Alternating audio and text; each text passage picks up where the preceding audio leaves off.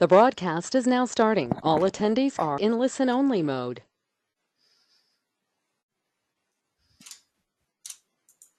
Hello, everybody.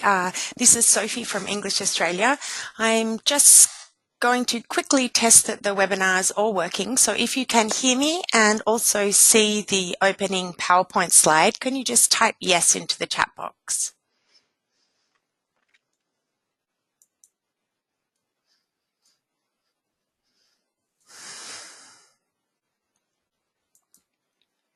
Okay, wonderful. I have one yes. Perhaps if other people could type in as well, if they can hear me and see the screen. Great, getting a few more through now. Well, thank you everybody for attending this afternoon's webinar. My name's Sophie O'Keefe and I'm the Professional Development Manager at English Australia, and I'll be delivering the webinar this afternoon, which is really a taster of the new guide to best practice in international student mental health that English Australia is going to be publishing next week.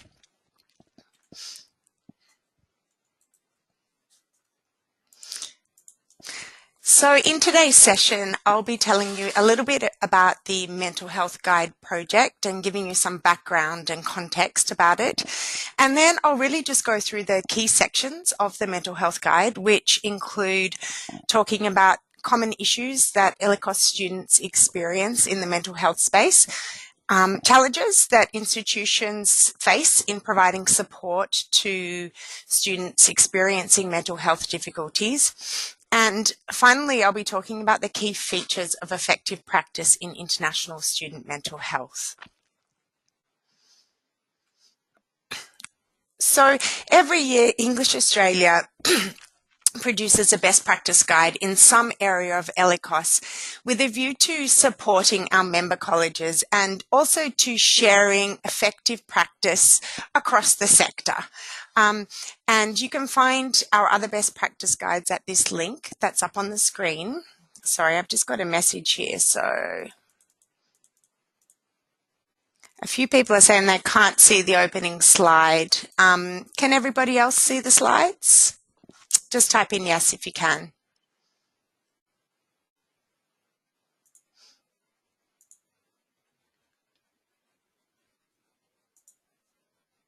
Okay, hopefully that's fixed it. If you can type in now that you can see the, great, excellent. Thank you very much for letting me know about that. So I was talking about the fact that English Australia produces a best practice guide every year. Last year we did one in direct entry programs or pathway programs, and this year we decided to focus on international student mental health. The reason that we decided to focus on international student mental health is because there are a few reasons. The first reason is that there's been a lot of media attention on university students' vulnerability to mental health issues recently, and it's become somewhat of a hot topic. As well as that, international student issues have been an area of media focus too. So you've probably seen some of these articles about the exploitation of international students or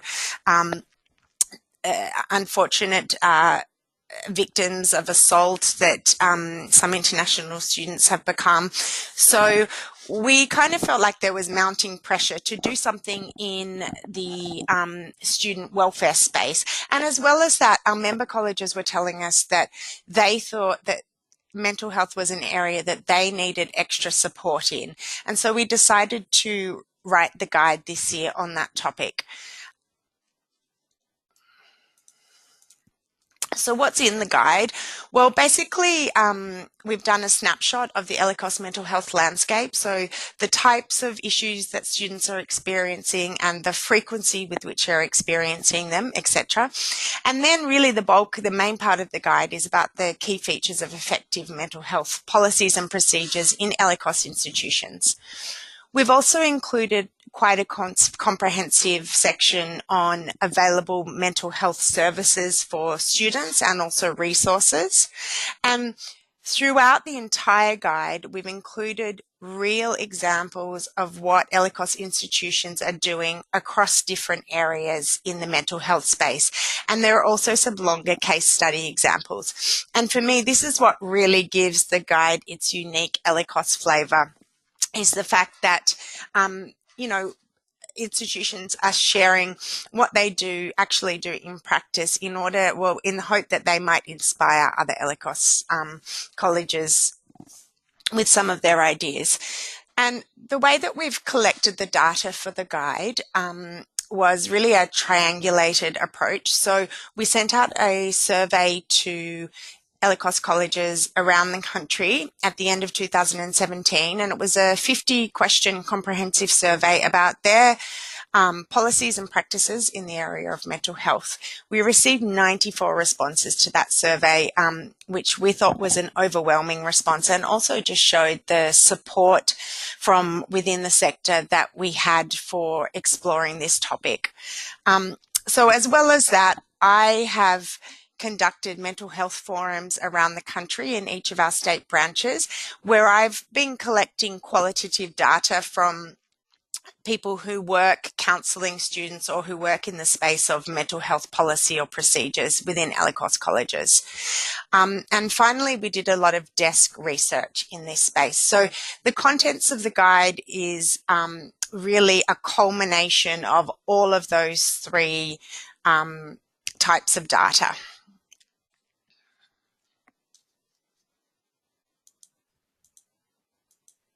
Okay, and just before I move on, I'd like to acknowledge at this point in time our sponsors for the guide. So the Guide to International Student Mental Health is co-funded by Study New South Wales Partner Projects Program and also by Allianz Global Assistance and of course English Australia. So thank you to both Study New South Wales and Allianz. Okay. So I'll move on now to talk about some of the things that are included in the first part of the guide, where we really do a snapshot of what's happening in the mental health space in the ELICOS sector. And as I mentioned, we conducted a survey, and in the survey results, we discovered that 53% of ELICOS centres said that they've seen an increase in the incidence of mental health issues over the past 2 years. And I guess it's a bit of a chicken and an egg thing. We're not sure if people are seeing an increase because there are, in fact, more students presenting with mental health difficulties, or if it's just that colleges are more aware of these issues now and are focusing on them more now so that they are being able to connect more with students who are experiencing difficulties. And we hope that it's the latter.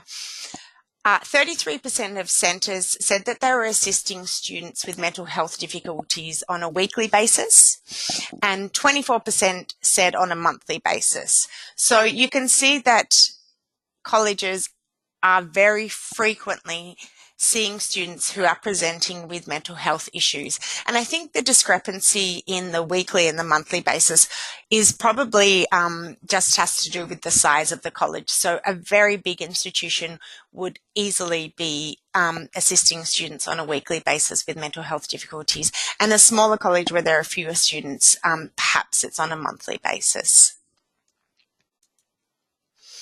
In the survey, we also asked ELICOS colleges in the past 2 years which mental health issues students have experienced at their institutions. And these are the results from our survey. So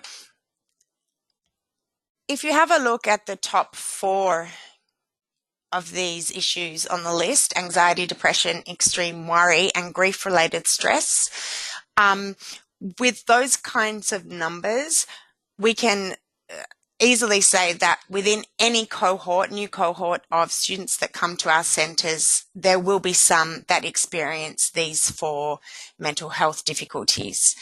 With grief-related stress, some people were surprised that it featured so highly, but I think grief-related stress is really a catch-all for things like the death of a family member, which can be even more distressing when you're not in your home country to have to deal with, because you don't have your usual networks around you and you don't move through the grief process in a natural way, because you are quite isolated from the rest of your networks. Also, grief-related stress can relate to relationship breakups. And from what I've heard through doing these mental health forums around the country, relationship breakups can cause a huge amount of stress to students as well. So just looking at this data a little bit more, I think it's really important to have a snapshot of what's happening in the ELICOS sector specifically, because it has real implications for staff training and for awareness campaigns within institutions. And most importantly, it has implications for colleges so that they can ensure that services are available to their students across all of these areas.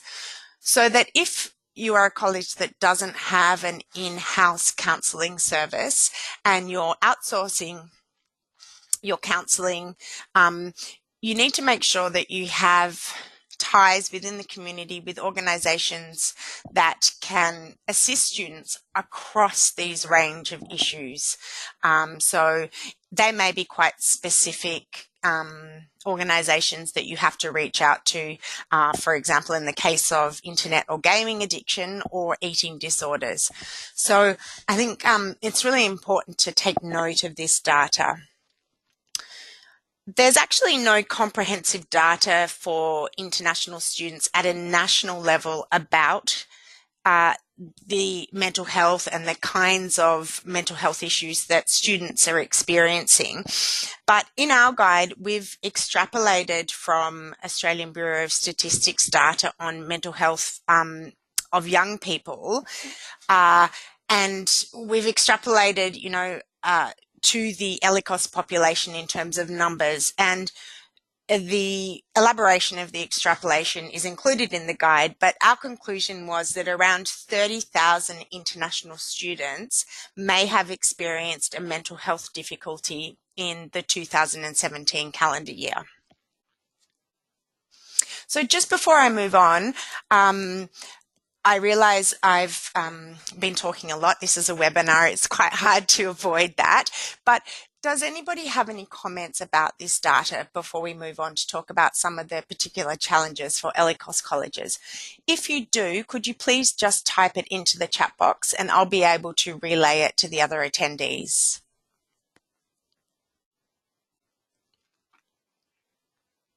I'll give you a couple of minutes to do that.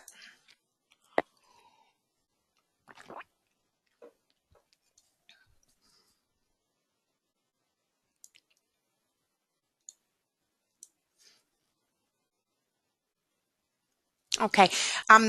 More specifically, do you think that this data reflects what you, from your understanding, is happening within your institution?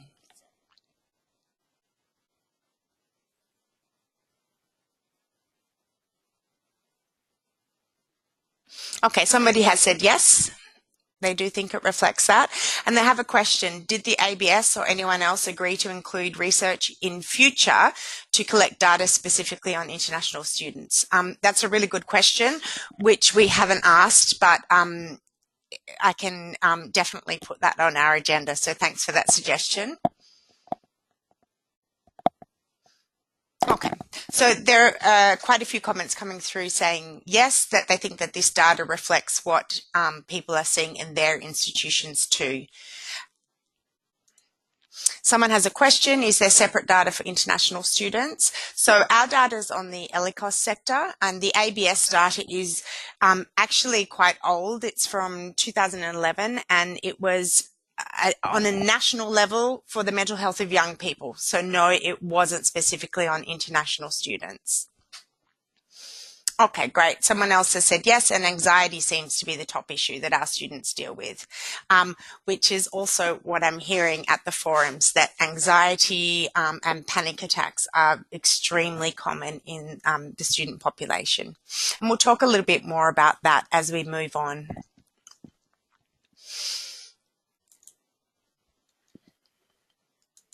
Okay, so in our survey, we also asked colleges what the main challenges they faced in providing support to students in the mental health space were. And just before I show you what colleges told us, I wonder if you could type in what one or two of the main challenges your institution faces in providing support to students experiencing mental health difficulties.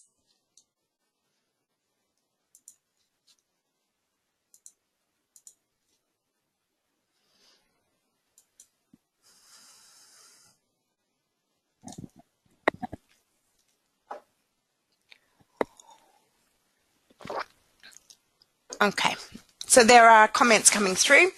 Somebody has said access to services in the student's home country language. Someone else has said students resist coming forward because they're worried about the consequences of doing that. Someone else has commented that there's only one counsellor on their staff and there are so many students to deal with. Okay, lots of comments are coming through talking about the reluctance of students to talk about their experiences or seek help.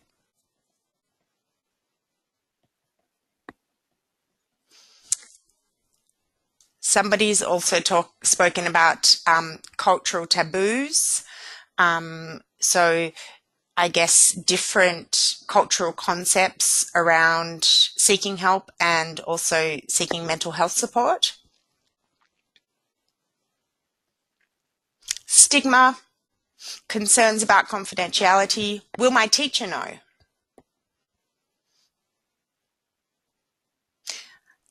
Someone's commented that many teachers who are the main contact person for students don't have training in dealing with mental health issues. And then someone said that it's difficult to determine when it's a mental health issue versus temporary feelings.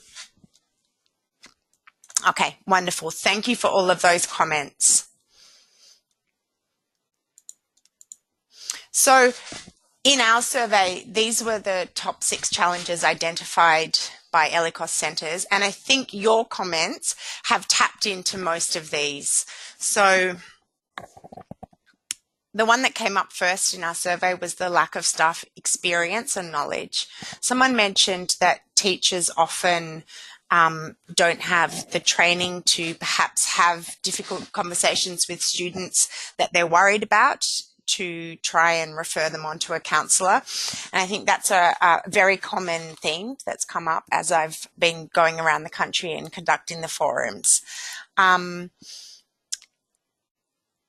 We didn't talk about costs, but costs came out quite highly as a challenge identified by ELICOS centres. So costs for institutions in being able to provide adequate services, and also for students, because often when students have mental health difficulties, they require ongoing treatment, and ELICOS centres don't always have the resources to be able to provide ongoing treatment. And so often students are referred to an external support person, and this can be quite costly for students. So in the guide, we talk about trying to ensure that students get linked in with services that are supported by their overseas student healthcare insurance cover. And we also talk about how colleges that are outsourcing services can try and reduce their costs.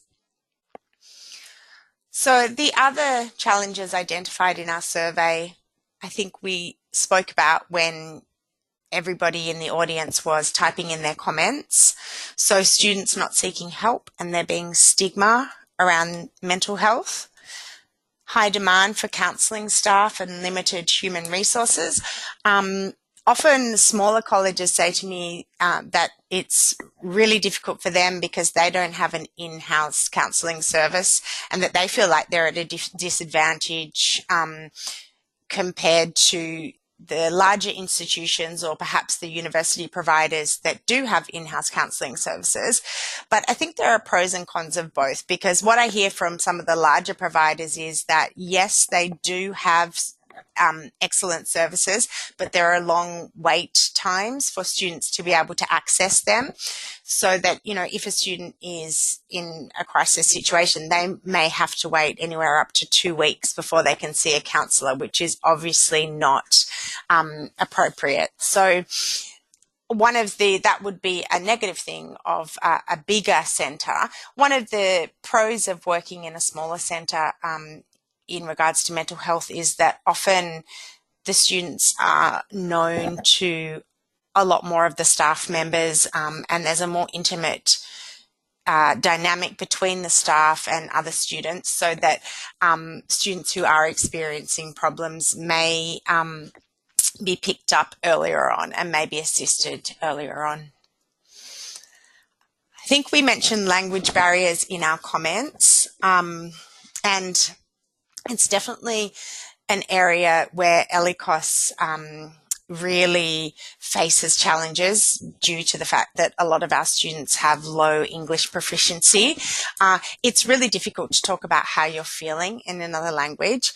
And one thing that we've noticed is that a lot of colleges are using staff members to interpret for students if they're talking to the designated counsellor within an institution. And I guess this can work sometimes, but I guess it comes with a warning, because we need to be aware that it's not ideal to pull in a staff member who's not trained in interpreting to interpret a conversation between a student and a counsellor. Also, it may inhibit students from really disclosing their issues, because they may feel that it's not confidential if there's another staff member present in the conversation.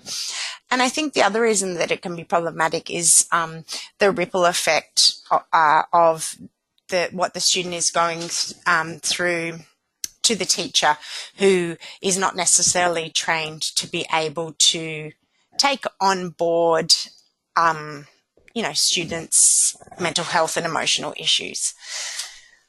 And then the final challenge identified in our survey as being quite high was identifying students. And we spoke about that as well.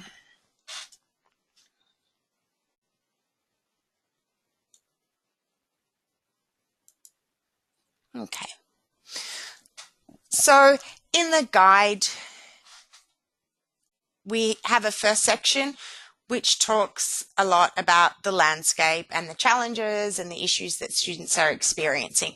The second part of the guide is really almost a go-to manual that goes through the essential elements of effective practice in international student mental health. And we've derived these essential elements, there are 10 of them, from Reevely and others, guidelines for tertiary education institutions to assist in supporting students with mental health problems from 2011.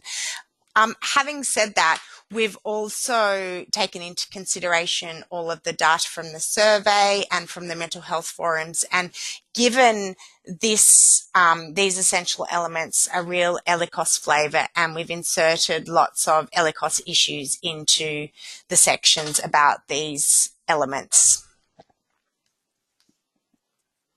So I'm going to talk in a little bit more detail about some of these elements, and I'll give some examples from the guide. But just to go through them all quickly now, what we see as the elements that make up effective practice in international student mental health are these things: written mental health policy.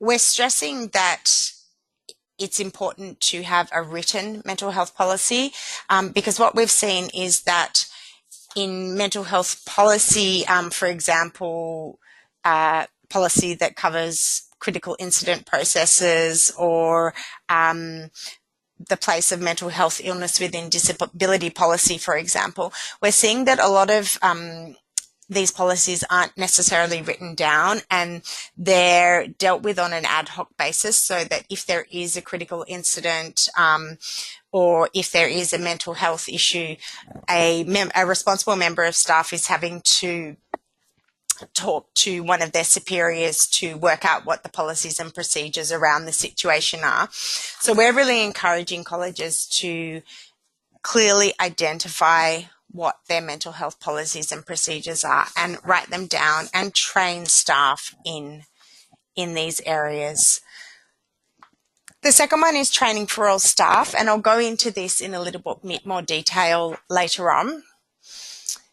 It's also essential to have support for staff and other students that may be impacted by mental health issues, and especially by critical incidents. So a lot of colleges have their employee assistance programs, which staff can access. So there may be a number of counselling sessions that staff can access through the EAPs. And it's also really important to consider that the impact that, or the ripple effect that mental health issues may have on other students at colleges as well. It's essential to promote mental health services at your college via a range of channels. So it's not enough just to talk about them at orientation, but it needs to be reinforced throughout the student study periods, that there are services available and how to access the services. It's also critical to have a healthy lifestyle and mental health awareness promotion campaigns within your college, and I'll talk about this in more detail in a minute. Your college needs to identify and put in place approaches to assist early identification of mental health issues. We know that the earlier we can reach students and start supporting them when they are experiencing issues, the better the outcomes will be for the students. So all too often, I guess we hear about students that only come to the attention of counselling services when things have really spiraled out of control for them. But if colleges focus on putting in place approaches to assist this early identification of mental health issues, this can really help with student outcomes. Another essential element, of course, is that there needs to be provision of mental health services by your college, and this can be in-house services, or they can be services that are outsourced. A lot of the smaller colleges are outsourcing services, and what we've seen in effective practice in this area is that colleges are working really hard to form great working relationships with community mental health services, and when I say working relationships, they're keeping in contact with them on a regular basis and making sure that all of their services are up to date, so that if an issue does happen with the student can be referred and will be seen straight away.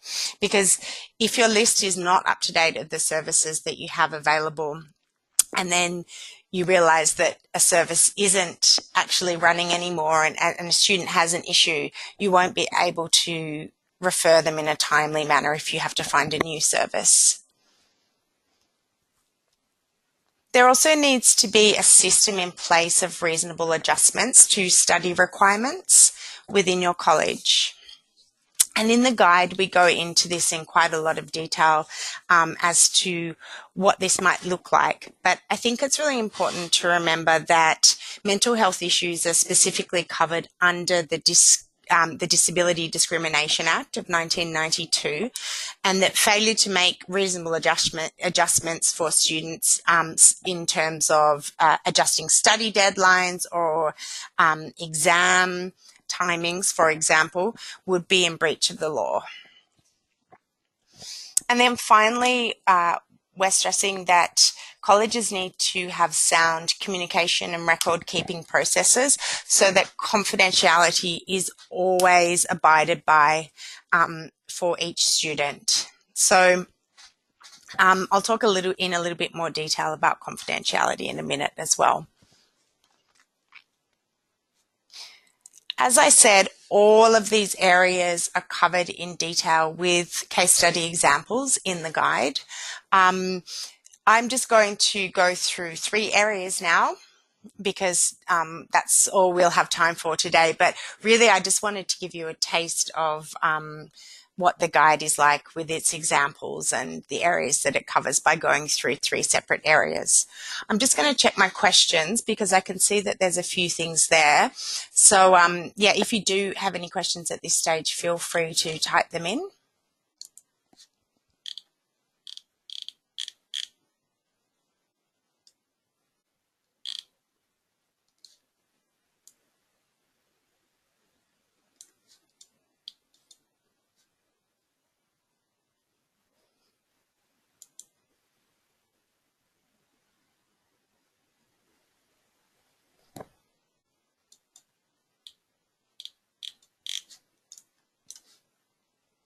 Okay. Can't see any other questions coming up. What I could see was actually just a comment, not a question. So someone had said that they totally agree about teachers being the first port of call and that they don't have adequate training or awareness of mental health issues. Okay, someone's also said, if possible, I'd love to hear best practice suggestion for curriculum design. I'm actually going to be covering that before the end of the session. So great idea. Okay, we'll move on now.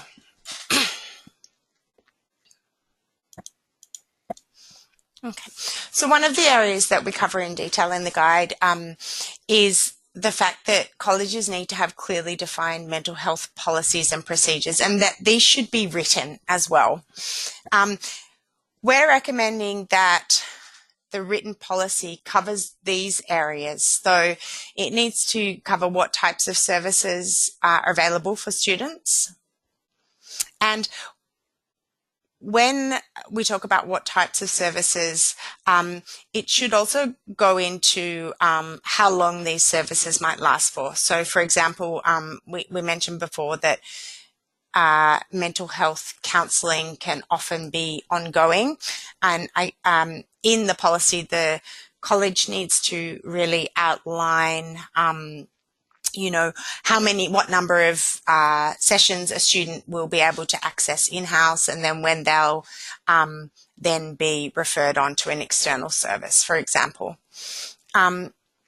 Mental health policy also needs to cover the place of mental illness within a college's disability policy. So I was talking to a student services officer recently, and she'd just been to a disability legislation workshop, and where they'd been talking about the Disability Discrimination Act.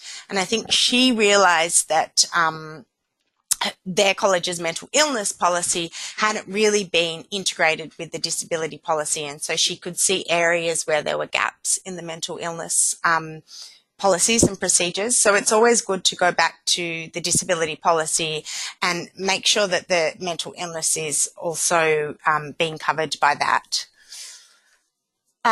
Policies and procedures need to really clearly outline a college's confidentiality policy, and I think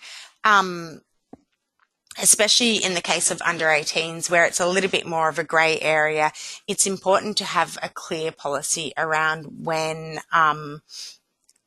the confidentiality of students may be broken and in what situations. Mental health policies really need to cover the critical incident process, and they should also cover staff training and awareness and mental health awareness promotion, so that they really become a blueprint for how a college is going to move forward in this space. So in the guide, we have some different examples of confidentiality documents that colleges give to students to gain their written consent for informing other people, if the student does consent, about issues that are happening. And I guess we're really stressing confidentiality because in the survey that we did, we asked colleges if they had a clear confidentiality policy in operation at their institution.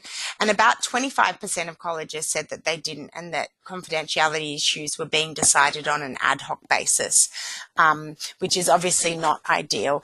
So we've gone into this area a lot in the guide. I think it's also really important to have a clear confidentiality policy for the students to know their rights, because this is something that can really help students in if they are resisting seeing a counsellor because they're worried about what the ramifications of that might be, for example, on their grades, or if their agent finds out and then tells people in their home country or their family. Whereas if we are stressing confidentiality from the beginning to our students, this may actually be something that helps them to break their resistance to seeking help.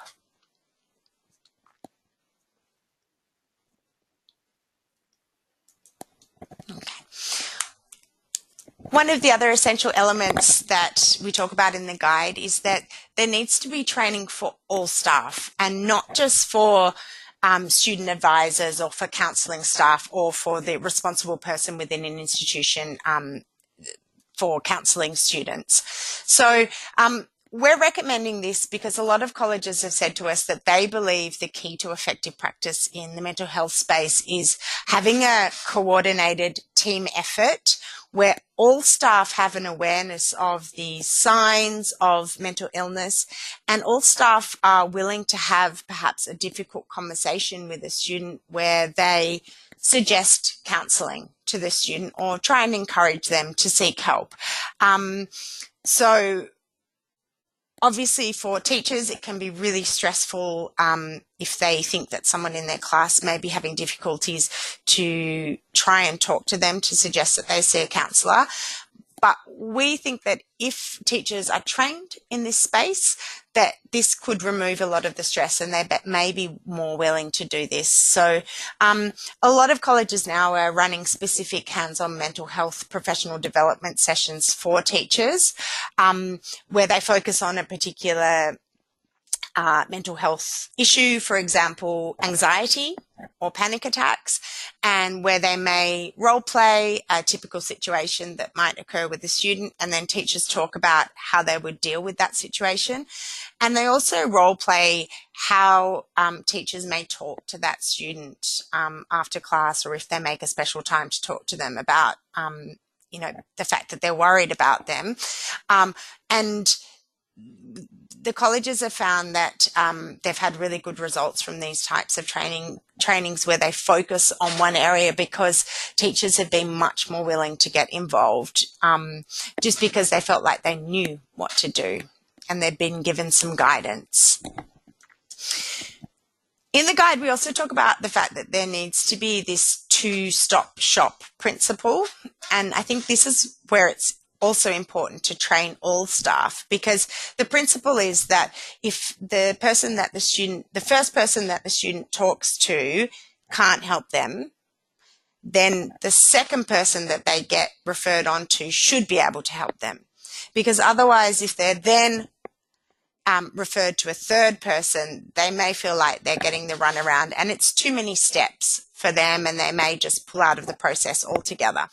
So to enable this two-stop shop principle, teachers and other student-facing staff, like student services officers, for example, need to have training in recognising signs of mental health issues or distress in students, and in having conversations with students about perhaps suggesting counselling.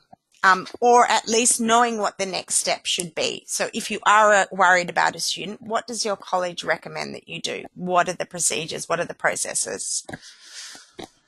And obviously all staff need to be trained in the confidentiality policy of the institution.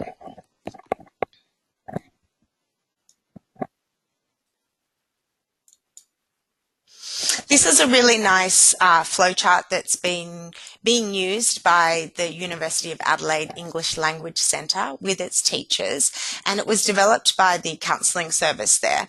But it's a document that teachers are given and trained in using, and it's a way for them to see visually what they should do if they think that a student in their class is in distress. So they basically can decide whether the student has a high level of distress or a low level of distress, and then see the next steps that are recommended to take. So if the student is at risk to themselves or others, what the teacher would be recommended to do. If they weren't at risk, what the college advises them to do. And then with lower levels of distress, the same practice. And University of Adelaide English Language Centre has said that this document has been of real assistance to them when training their teachers. And you can see down the bottom it also has that little box, how to talk to an upset person. And that just tunes into other training that the English Language Centre at the University of Adelaide have done with their teachers, where they have role-played and workshopped how to talk to students that may be in distress, and they've even come up with little go-to lines or go-to questions that they can use with students so that teachers feel much more comfortable in talking to students who may be distressed. So I think a lot of colleges, in terms of training all of their staff, are sending more and more staff to the mental health first aid 2-day course. So initially, I think colleges were getting their key counselling and advising staff to do that course, but then they've discovered that it's been so useful for staff that they're trying to roll it out more generally now to teachers and other student-facing staff. Some colleges also have rolling mental health workshops for teachers every 3 or 6 months, where teachers are inducted or oriented into the college's mental health policies and procedures. And the reason that they do it every 3 or 6 months is so that all staff, even new casual staff, get caught in that training cycle so that everybody has completed it. So again, it's not just enough for when training staff to have information about this in orientation handbooks and things like that, but it needs to be an ongoing process that is revisited. Okay, somebody has just asked, who does the training? Let's have a look. Sorry, I've lost the question.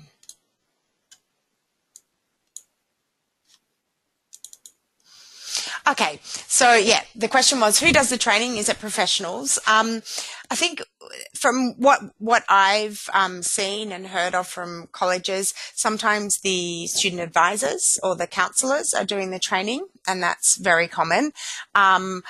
Other times, professionals are being hired to come in and run sessions for the teachers, so it's a mix of both.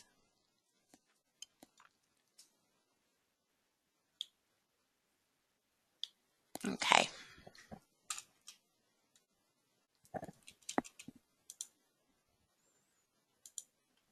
All right. So moving on now to the last section, one of the elements of effective practice in international student health is promoting mental health awareness and a healthy lifestyle amongst the students. Obviously, promoting amongst your staff is also a really good idea. And I think from what we've seen, it's really important to consistently reinforce the message of mental health awareness and a healthy lifestyle across a range of media.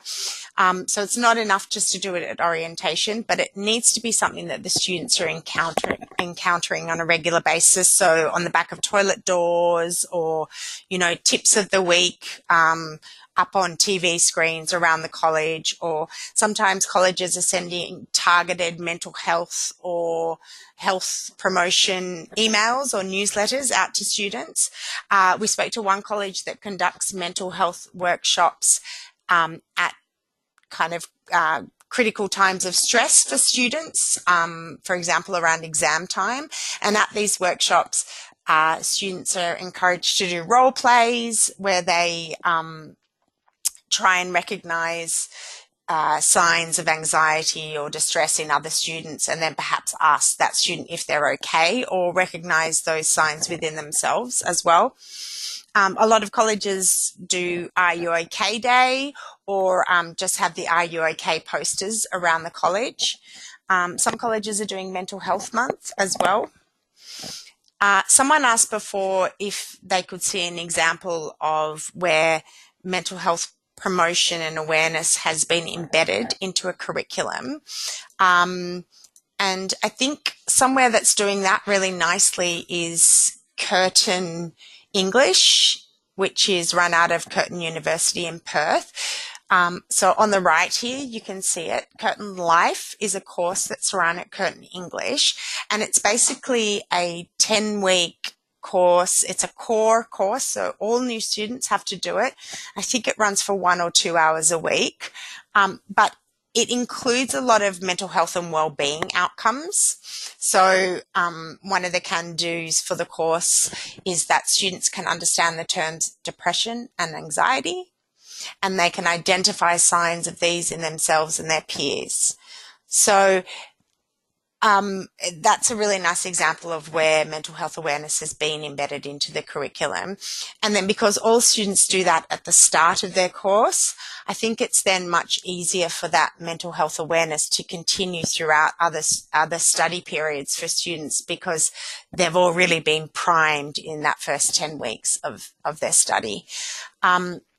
Another example to give you, which is not up on the screen, but at Griffith English Language Institute at Griffith University in Queensland, one of the teachers has developed, I think it was for her 5-week EAP program, she developed a half-hour session per week where she and her students focused on health and well-being topics, and she just embedded it into her own lessons. But it's been really successful, and I saw her present on that at the Queensland PD Fest when I was up there recently. So I can, if you want to email me, I can definitely share those slides with you if you like. The other thing that you can see now is a poster from RMIT English, which is based in Melbourne. And this is something that when I was visiting there recently, I saw on the back of their female toilet doors. It's really nice because it's an example of that consistent reinforcement across a range of media of mental health awareness. And the other reason I like it is because it demystifies the Western mental health model of mental health for students, because you know, I think the way that the Western mental health model talks about mental health issues and also treatment options can be very foreign to students sometimes, because, you know, models in their own countries are quite different. So this RMIT poster just talks about what a GP is and how a GP could help you, because often a GP can be one of the first ports of call if a student's referred externally to a professional for mental health issues. The poster also talks about what a psychologist is and how a psychologist could help you. And the nice thing about it is that it's written in language that students can understand. So sometimes I think there are a lot of resources out there from, Beyond Blue and different mental health organizations that colleges are using, but it may not be written in language that students can understand. So this poster is a really nice example of awareness around a college.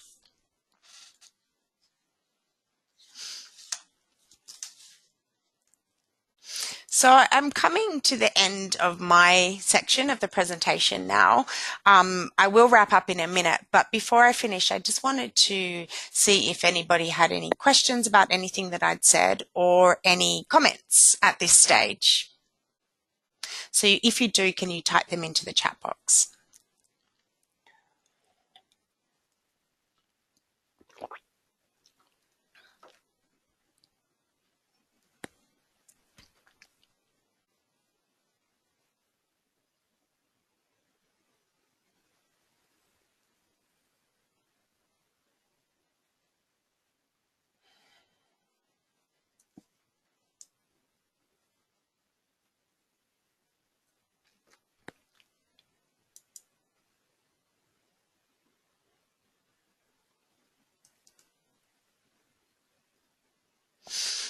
Okay, someone's just asked a practical question.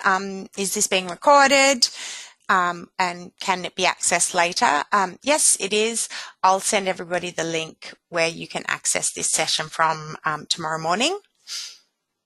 And also, I guess just remember that the actual guide itself, which has a lot more information than what I'm covering in today's session, will be available from next week.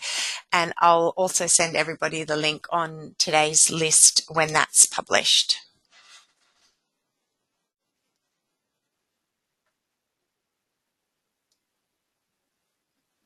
Okay, somebody has said, are you aware of the unistudentwellbeing.com.au website, which has useful tips for embedding well-being into curriculum? No, I'm not, but thank you very much for sharing that. And I will just share that link with everybody right now so that other people can see that. So this is I'll just cut and paste that comment and put it in.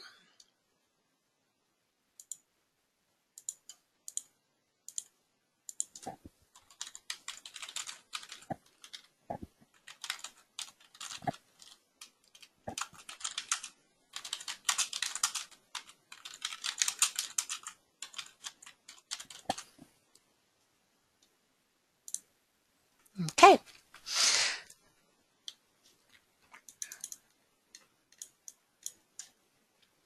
The slideshow will be available as well.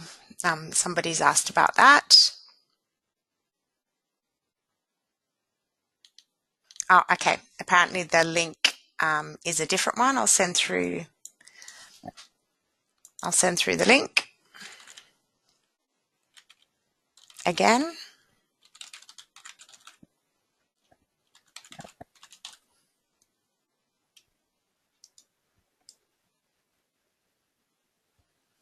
Cool.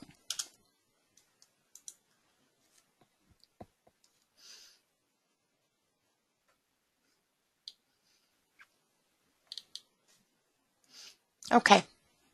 Any other comments or questions before I move on?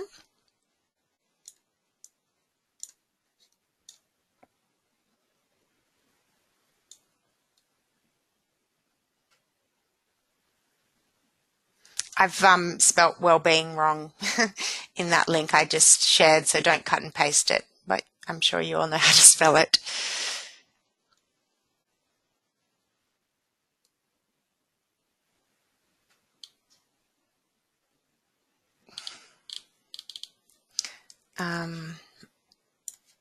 Okay, somebody's asked a question.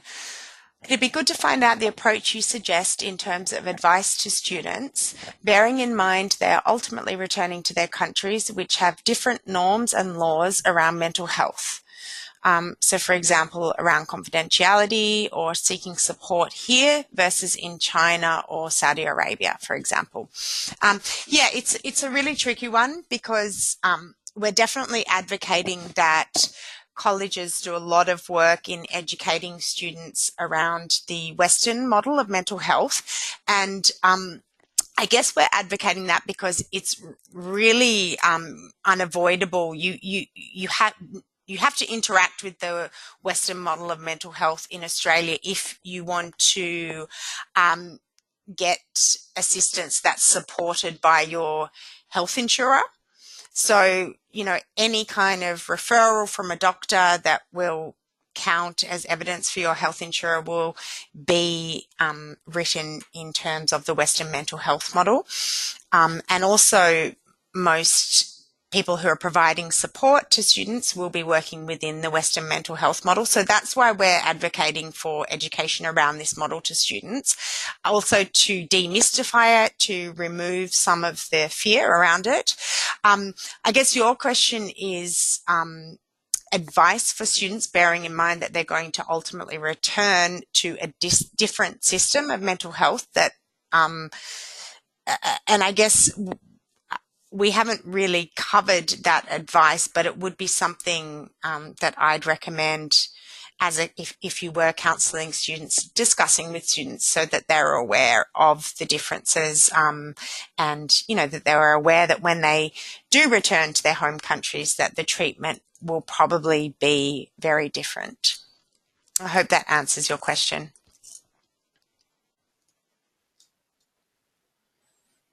Okay, great. So just to finish up, I've got a little quote here. And it's from, it was written by an international student and published in the Origin Report, which is a report that was written in 2017 about university student mental health more generally. So not only international students, but more generally. But there is a section on international students, and this was a quote from one of them. As I'm reading it, I'd just like you to think about what kind of staff member you would like to be. When I did reach out to staff at uni, I really had no idea what I would get in return. Some staff were fantastic, but you were just as likely to get a response that they didn't take you seriously or had no idea what to do with you, which is not really what you want to hear when you're struggling. So I think it's just a little bit of a wake-up call that really this needs to be on everybody's agenda, and everybody within an organisation needs to know how to respond to a student who does reach out to them. When I spoke to one college at the Mental Health Forum in Adelaide, they said we have a real culture of asking, "Are you okay?" in our institution. And I thought that was a really lovely way to think about it, of developing a culture of teachers asking each other, staff asking each other, "Are you okay?" but also students asking each other and staff asking students. So developing a culture or a dynamic where people feel like that is just a normal thing to do. So again, I really encourage you all to download the guide. It's going to be open access, so there won't be any password needed or member login details to access it from our website. Usually our guides are member only, but because we see this as such an important topic for the sector and also for students' welfare, we're making this an open access document and we're hoping to distribute it far and wide. So if you do get a copy of it and you'd like to share it with other people, by all means go ahead and do that. These are my references for today's session. In our guide, we also have quite an extensive reference list and it's annotated. So it's quite user-friendly because the guide writer has written notes about the different resources and what they can be useful for. And there's my email if anybody would like to get in touch. So thank you all again for attending today's session. If you have any more questions, then please feel free to stay online and type them in. And otherwise, everybody else, I'll be in touch with those links to the recording and the slides, and then next week to the actual guide itself. Thanks very much.